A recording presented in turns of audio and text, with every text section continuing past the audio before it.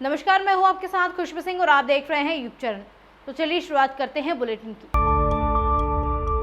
Jaipur police मुख्यालय CID crime branch की team ने चित्तौड़गढ़ से 3 तस्करों के साथ 3 पिस्टल और 11 गोलियों के साथ गिरफ्तार किया है। गिरफ्तार तीनों तस्कर मध्य प्रदेश के रहने वाले हैं, जो कार से राजस्थान आकर हथियारों की डिलीवरी देने वाले थे। इन्हें चित्तौड़गढ़ जिले के मंगलावाड़ा थाना पुलिस की मदद से पकड़ा गया।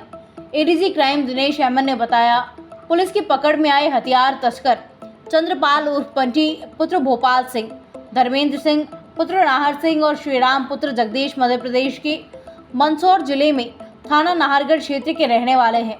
इन तस्करों के बारे में क्राइम ब्रांच के हेड कांस्टेबल राकेश कुमार से सूचना मिली कि लोग बड़ी संख्या में हथियार लेकर आ रहे हैं। सूचना पर आईजी क्राइम प्रफुल्ल कुमार के सुपरविजन और अतिरिक्त पुलिस अधीक्षक नरोत्तम वर्मा के नेतृत्व में एसआई बनवारी लाल मई टीम को जोधपुर, उदयपुर और चित्तौड़गढ़ जिले में सूचना एकत्रित करने के लिए भेजा गया। टीम ने तीनों जगह स्टे कर सूचना को विकसित किया, जिस पर टीम ने कल इस कार्यवाही को अंजाम दिया।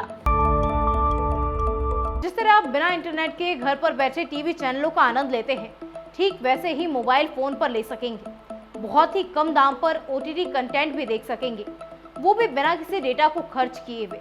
ये संभव होगा डायरेक्ट टू मोबाइल यानी D2M टेक्नोलॉजी से। ये टेक्नोलॉजी D2H की तरह है। इसके लिए केंद्रीय दूरसंचार विभाग, सूचना एवं प्रसारण मंत्रालय और IIT कानपुर ने काम शुरू कर दिया है। ये टीम अगले हफ्ते इस टेक्नोलॉजी की व्यवहारिकता पर दूरसंचार ऑपरेटर से बातचीत करेगी। ये ब्रॉडबैंड और ब्रॉडकास्ट का मिश्रण है। मोबाइल पर जिस टेक्नोलॉजी से FM रेडियो प्रसारित होता है, D2M वैसा ही है। फोन में लगा रिसीवर रेडियो फ्रिक्वेंसी पकड़ेगा। इसके लिए 526 से 582 मेगाहर्ट्ज बैंड का प्रयोग करने की तैयारी है। इस बैंड का उपयोग अभी टीवी ट्रांसमीटर के लिए होता है।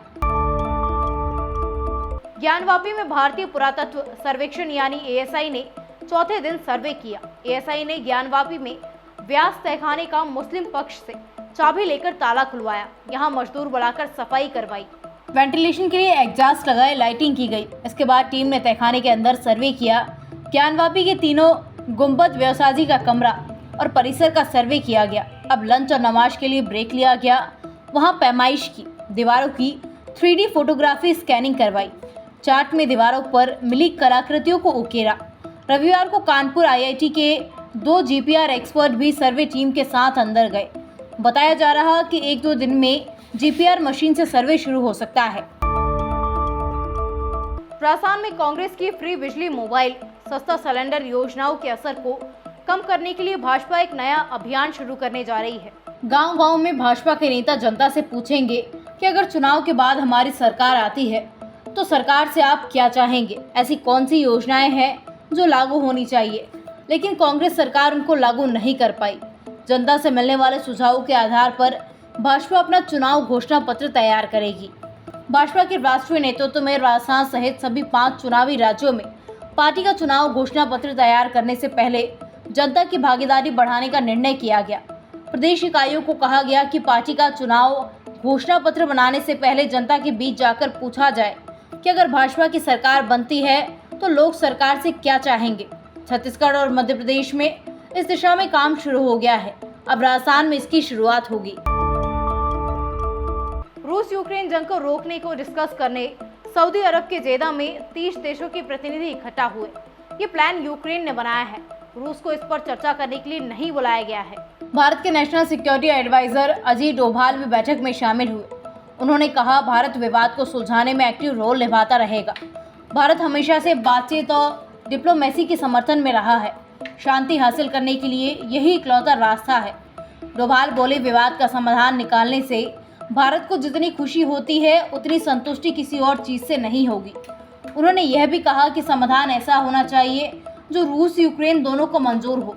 भारत ने यूक्रेन पर हमला करने पर रूस के खिलाफ सीधे तौर पर कुछ नहीं कहा। हालांकि सऊदी में मीटिंग के दौरान डोभाल ने कहा, भारत ऐसे ग्लोबल ऑर्डर का समर्थन करता है जो अंतर्राष्ट्रीय कानूनों और UN चार्टर के तहत चले।